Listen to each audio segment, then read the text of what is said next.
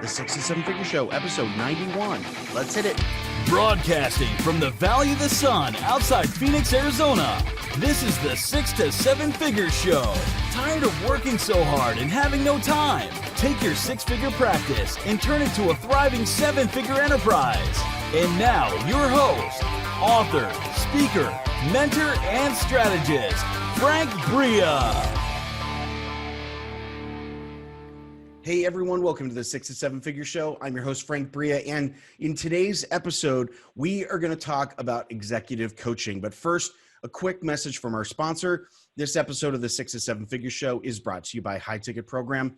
Did you know you're only 12 projects away from turning your six-figure practice into a thriving seven-figure enterprise? In the High Ticket Program Accelerator, we guide you through every step of growth and scale in a process we call LEAP. Imagine having a world-class project team guiding you and your team through each and every step of pain-free growth, all with the goal of becoming a seven-figure enterprise and moving away from painful, time-consuming business operations and client delivery. Get a taste of LEAP in your own business by downloading our free high-ticket program, Core Offer Black Book, that contains more than 60 pages of standard operating procedures for your business, including onboarding, customer service, graduation, financial management, and a lot more. You can get this for free by going to the show's homepage, 6to7.show. That's 6to7.show for your free Black Book. I am absolutely pleased to be introducing today's guest, Brandon Smith. He is a leading expert in leadership, communication, and curer of workplace dysfunction. Known as the workplace therapist and host of the Brandon Smith podcast, Brandon is a sought-after executive coach, TedX speaker, and award-winning instructor. He's the founder of the Worksmiths LLC, an executive coaching and leadership development firm whose clients include numerous Fortune 500 companies. Brandon, welcome to the show. Yeah, Frank, thanks for having me. I'm really excited to be on the other side of the camera for once. Yeah, it's really nice. It's always fun interviewing other podcast hosts, right? Because then it's a little bit like they're judging me, aren't they? No, it's like now I just get to sit back and relax and answer the questions. Which is great. That's great. So first of all, I want to start off with this moniker of yours, the workplace therapist, which when I first saw, I kind of had a little sort of internal chuckle because I have been in so many workplaces where I felt like that's exactly what they needed was a therapist to come in. Yeah. In fact, in one of the startups I was in, they literally hired a marriage counselor to work with the executive team because it was so dysfunctional and it was causing serious issues. But let's talk about that. Like, are there dynamics that are changing in organizations right now that are requiring more of this, soft skills perspective in getting the teams to work together better? Absolutely. Totally. Yes. And it doesn't matter what kind of organization we're talking about. Startups, big companies, nonprofits, schools. I mean, it doesn't matter. They've all got issues. So there's two big factors that are at play for us. And it's true for all workplaces right now. First, time is everyone's most precious resource. Not money, it's time. Right? That's a lot of why your listeners are hired, right? It's like, come fix our problems for us. We don't have time to do it ourselves. And second, everything is urgent all the time. And so when everything's urgent all the time and time's our most precious resource, when we start moving in that world, we step on lots of toes. We throw lots of elbows. And we don't talk as much to each other. And so it causes that pace of business causes so many more people-related dynamics. So even if we'll get into my hats in a little bit, but one of my hats is I work with leadership teams. And it doesn't matter what kind of leadership team I work with, they've all got the same issue, alignment. Alignment is the number one issue. Yeah. Like they may be great individual players or great leading their respective areas, but they're not talking to each other. So yeah, at a fundamental level, it's like any therapist, right? Or marriage counselor. Communication, folks, right? You have to talk to each other, talk about expectations and needs and clarify that stuff. So that's the long answer to your question. Absolutely. I mean, and I'm seeing it get worse, mostly because of the pace of change and even the role technology plays in that. Yeah, I'd imagine, all of the issues around communication have become much more complex as we're communicating with each other in lots of different ways than we did before. And, I know from my own personal experience, because I'm not great at this either, different, different communication vehicles, whether it's email or instant messaging or a video conference or face-to-face. They have slightly different dynamics, and it's not like we were born with a manual about how to adapt our communication to these different vehicles, and they're changing, and the expectations are changing really fast. Yeah, and people have different preferences. Right. So I sent a Word doc to a client of mine yesterday. He works for an organization that is about 200 employees. They're going to be closer to 350 next year, and it's all virtual. So there's no two people in the same office. They all work out of their homes, all over the globe. Yeah. So I sent him a document for us to review, and he was confused. He was like, "Wait a minute, this is a Word document? I thought you were going to, put it in like some kind of a Google Drive, so we could kind of manipulate it together." Everyone has different expectations of how stuff is being sent to them and shared to them and communicated with them, and so that also makes it tricky. Yeah, it definitely has got more complicated. I mean, when I first started, there was always the, this person likes voicemail and this person likes, whatever. But now it is way more complicated.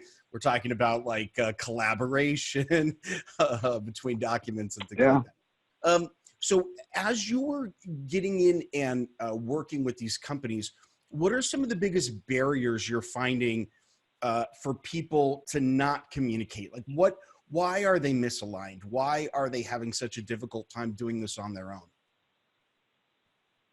So generally speaking, they're just not taking the time to do it. So, when we think about that challenge of leadership, it's like striking that perfect balance of being efficient and effective.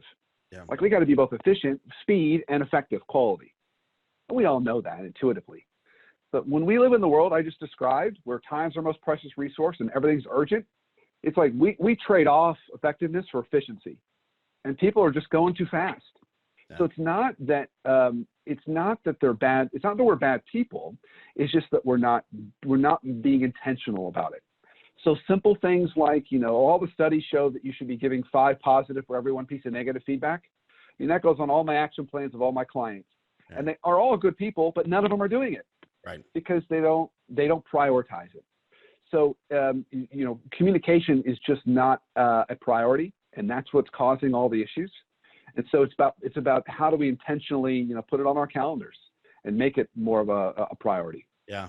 Do you find there's ever pushback around trade-offs? I feel like, anytime there's a discussion around prioritization and time, there's this immediate sort of thing that comes up in us that it's like, I don't have time to do that. Like that, of course, in a perfect world, that would be amazing, but why doesn't everyone just grow up and figure this out? Like we don't have time for that sort of thing. That seemed to be kind of an old style reaction or pushback to a lot of this. Are you still seeing that? Yeah. A little bit, but it depends a lot on the level in which someone's in an organization. So let's take a traditional company, okay?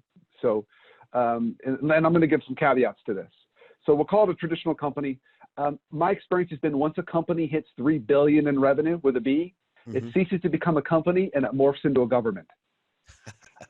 So we can, whether we talk about our government companies, which really aren't companies at all, they're run by politics, or we can talk about smaller ones. My experience has been you can hold that mentality of not really needing to worry about aligning if you're up to about senior manager. Once you hit director, that's the difference between a director and a manager. Politics start at the director level. So that's when you can't have that orientation of, well, I'm just doing my work and not worrying about the person to my left and right. Problems happen. Product doesn't talk to marketing or whatever, and then issues break down. So when the scale's smaller, you don't have to, but when it gets bigger, it becomes a necessity. Yeah. Yeah. I love that dynamic. The basically becoming a government. It is interesting that I think relationship complexity. A lot of people would think it kind of grows linearly, right? As the number of people grow, but we have to draw lines between all the different people in the organization. And so when you add another person, you're not just adding one more line of communication, you're adding one for every other person that's in the company. And for us mathematicians, that's exponential growth, which means it gets ugly fast. Yeah. So talk to us a little bit about your path into this. So for those people who have looked at leadership work or leadership coaching or executive coaching, and working with corporations. What was your path into getting started into this? So I'll share with you the short spark story for me. Okay. So I undergraduate degree was in communications. So like most good communication majors, I was unemployed at graduation, wondering what am I going to do with this thing. And I got a job with a small chain of retail stores. It was a family-owned business, and it was privately held, family-owned. They had 15 stores, okay? And my boss was the son-in-law of the business. So the woman who started the business, her daughter marries this guy. He's my boss. So he greets me at the first day of work. Now, so I'm 22 years old, and I'm working I've worked lots of other jobs, but this is my first full-time job.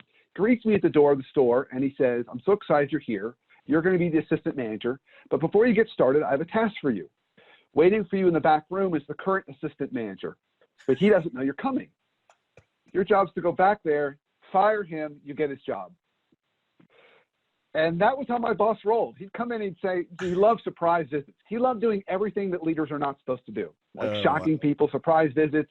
He'd come in and say, "I don't like what Sandra's wearing. Go fire her." So I had to do more layoffs in the first 6 months of that job than any other time in my career. Oh, wow. And that experience kind of woke me up and made me realize a couple things. It made me realize, first, work should not have to suck. It should be the source of fulfillment and meaning and purpose for us. It's not that all the time, but it should be that. Yeah. And not anxiety and depression and all that other stuff that bad leaders can create. It also made me realize that if my boss was any indication of the state of leadership, we needed to fix that in a pretty desperate way. And that was where my life purpose was born, that I wanted to cure all workplace dysfunction everywhere, forever, having no idea what I had signed up for. So I said, all right, if I want to do this, how am I going to do this? So here I am, 22 years old, and trying to figure out that path. And that was some time ago, as you can tell by my white hair. And so I said, all right, well, I'm going to go back and get a clinical therapy degree first, because back then there wasn't executive coaching certificates.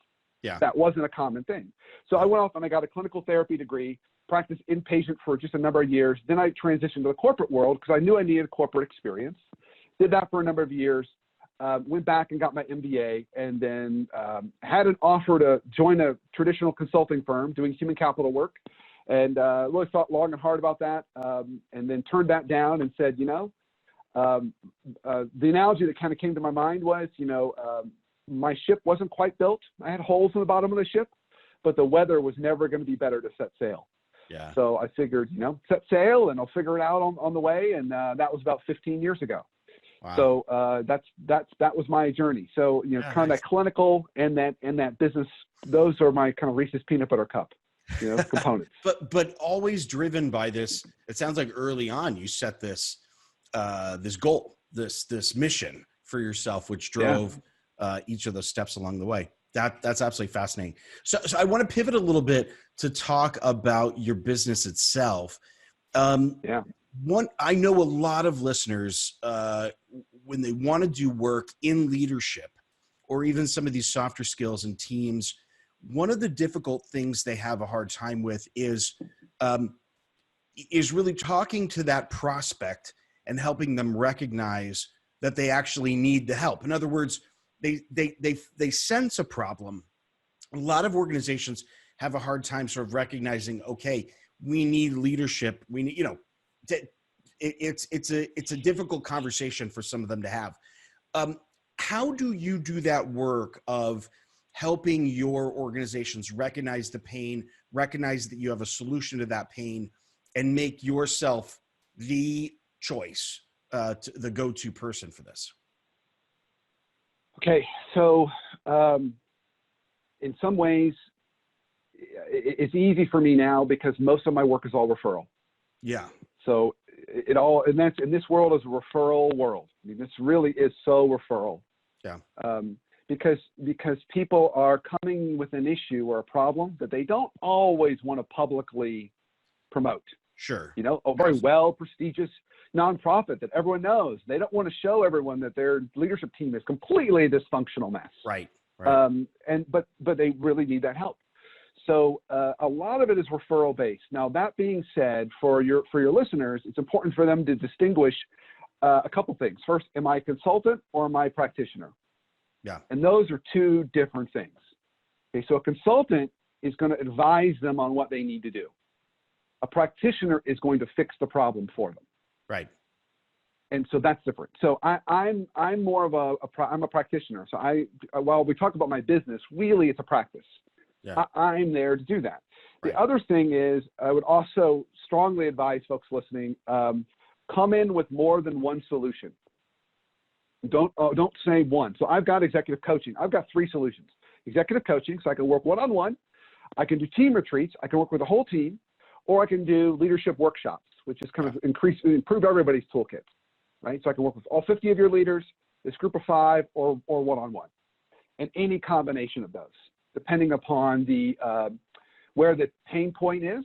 Mm-hmm. Is it more of a global pain point? All of our leaders need to get better, or is it more of a specific? No, we've got this one leader, and she or he's causing lots of issues. Can you make them play nice in the sandbox? Right. So I think having multiple ways to solve a problem is really important. And then the other thing that I would say is, the key for me is that initial conversation. Mm. So I'm asking a lot of questions. So I always bring my crystal ball and my magic wand to those conversations. So my crystal ball is, all right, let's say it's 6 months from now and I'm done my work with you and it's success. What would that look like? What would perfect look like? Yeah. And then magic wand is, if you could wave anything or fix anything around here, what would you fix? What's the one big pain point that is an issue for you? Or what would you not want to see happen in 6 months? Yeah. So the needs conversation is really important, so I can know how to scope the work properly. Right. So a couple different ways to answer your question. No, that's great. And that assessment piece at the beginning that you're talking about, I agree, is critically important. And that you're asking lots of questions and you're listening and gathering that information. A lot of people, I think, make the mistake of going into an initial meeting and presentation and making it all about them. Start off with a presentation of their background and their great work and their last case studies and things like that, where it doesn't become about the potential client, the prospect, and what they need. So that's great advice. The work that you do must involve some sensitive change in people's lives occasionally, right? Getting them out of their old habits and getting them into new ones. And that seems to be a common thread for a lot of people in their businesses. How do you find the process of getting people to recognize and take action to make change? How has that become a part of your work? Oh, it's critically important. And I would say that where it becomes the most important is if we kind of look across that stream of examples I gave you, the macro to the micro. It's the most important on the micro level, because I've been asked to come in and work with a particular leader, and the goal is get them to play nicer in the sandbox. So it's always the same story. They're technically very smart, very competent, but they're thrown too many elbows, stepping on too many toes, causing issues. And I got to get that person to see that there's a problem, and then recognize they need to change. And so there's 2 parts to that process. The first part is 360 interviews. So while there's a lot of tools out there that folks can use, whether it's Disc Profile or Berkman or Myers-Briggs or you name it, nothing beats old school 360 interviews when it comes to people change. So I will interview 15 to 20 people and then present a feedback report that's all verbatims to that client. Basically just spelling it out. Here's what people are saying about you. Here's what it's costing you. And here's what you need to change and what success could look like. And so very practically, that conversation is about 2 hours, and they go through all stages of grief in that 2 hours. I bet. And there's always one comment in there that gets under their skin. And I can never predict which one it is, but there's always one. And that's part of that process. They need to have that feeling of pain in order to stimulate change. And I had a client of mine tell me several years ago, I need to light a fire in my people, but sometimes I need to light a fire under them too. Sure. And that's part of my job as a coach, is to light a fire under them and in them too. So once we go through that 360 interview process and I deliver that feedback, then I create the action plan that is very practical, actionable, and that's what we work off of to drive change. And overall, when I work with the clients, it's typically 6 months. It's a 6-month kind of project fee engagement, because that's about how long it takes to get people to not only change, but then sustain the change. Sustain it, and then obviously sort of start to see the fruits of that change, which is going to help stick it help that become part of their process on an ongoing basis, I'm assuming. Yeah, absolutely. Yeah. So I want to go back to something you had said, which is fascinating. That there is pain. Pain is the thing that's breeding the change. Because I do think a lot of people feel like, especially in corporate environments, that it's good enough to sort of paint this picture of where we want to go, and that's enough to motivate people.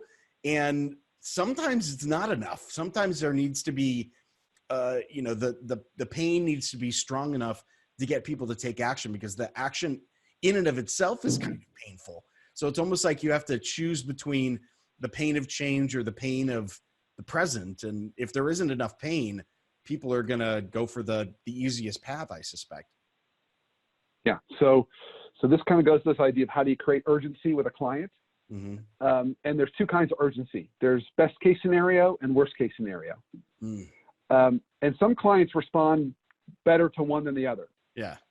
So to help your listeners, if you're dealing with anyone that is in a risk management profession, so our folks in legal, compliance, HR, anything that's kind of risk management, they only respond to pain. Right. Because they are wired to just seek out and destroy all risk and pain. Right. That's what motivates them. Yep. If we're dealing with our friends in sales, they don't want to hear about like horrible, bad things that could happen to them. They want to hear about how they can get more money and how great things can happen. So they have to be motivated by best case scenario. Yeah. And if you don't know which one to use them both. That's great. You know? And a lot of times when you're dealing with corporations and you're trying to land a contract with a corporation, you're dealing with multiple people. So you might have to be telling multiple stories at the organizational level to get different people to sign off. I know you've got Fortune 500 experience. That's been in my background too. And I'm almost never selling to one person to get a Fortune 500 company to sign off on something. There's always someone who, one person might sign the check, but as we like to joke, there's a lot of people who can't say yes, but they can say no. So I'm sure you see that as well. Yep. One last question, because I want to drive back into this as sort of like the final exam communication question. What did you say to the manager you fired? How did you walk in as the brand new person and deliver the news that they were fired when you had no authority or credibility with that person as their boss? That to me feels like the final exam of leadership and communication. Oh, Frank, I just went in and I was very honest and transparent. I said, you don't know me. My name's Brandon. I've just been given the assistant manager of this store, this job, and I was told that that's no longer going to be your job. And we talked a little bit, but what's funny was, he had worked for this boss long enough that it was not a surprise. Okay. He just, you could see immediately the look on his face. He was like, I knew he was going to do this. And he just packed up his stuff and left. Wow. But yeah, I think that's the trick. That does feel like it would be like the worst case scenario anyone would be dealing with from a communication perspective. But and that's your first task on the first day on the job. Brandon, thanks so much. This has been really a pleasure talking with you. And it's been great. You've been really gracious with your time, and I don't want to overstay our welcome. But last question, last thing before we go, as the audience is listening to you, they want to learn a little bit more about what you do and connected with you. What's a great way for them to connect with you? Yeah, there's really two ways. So I break some rules. I have two different websites. And so while one is my B2C website, that's my workplace therapist website. So if you Google the workplace therapist, there's only one, there's me. So you'll find me. And that site's got my blog, my podcast, and free resources that are just to help you make your workplaces better. My other site is my B2B site. That's called the Worksmiths, just like blacksmiths, but the Worksmiths. And that's where if people want to hire me for my services, that's where I put all of my service-facing side of me. So they can find me either way, and of course on LinkedIn, and reach out and connect. I'm always happy to do that too. Great. Well, we'll put those links. They're here below the video. They're on the show notes page for if you're listening to audio. If you're out and about listening to this broadcast, come on back to the show notes page, and we'll get you connected. Just you can click on through. Brandon, thanks so much for being with us today. It's been an absolute pleasure. Frank, my pleasure. I really appreciate coming on your show, and thanks for having me. You got it. And thank you for being with us on the 6 to 7 Figure Show. I've been your host, Frank Bria. Just a quick reminder about the free high-ticket program core offer Black Book. It contains more than 60 pages of standard operating procedures on how to run your coaching, consulting, or expert-based service business. You can download that for free at the show's homepage, 6to7.show. That is 6to7.show for your free Black Book. And we'll see you on the next episode of the 6 to 7 Figure Show. Make it happen. Bye-bye.